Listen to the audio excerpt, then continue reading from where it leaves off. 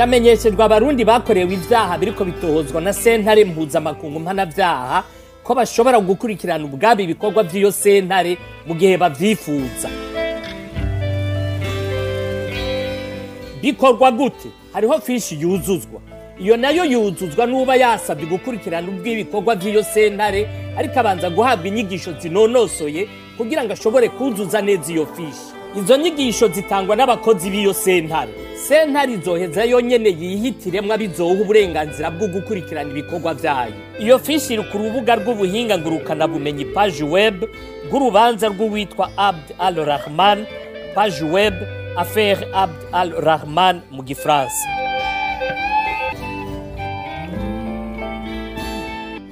Amashirahamwe CB-CPI na SOS-Torture Burundi niyo yahinduye iyo fishi mu rurimi rw'ikirundi. Azonafasha abavyifuza kubera ingene iyo fishi yuzuzwa n'ingene irungikwa mu gisata ca Sentare mpanavyaha mpuzamakungu cabigenewe.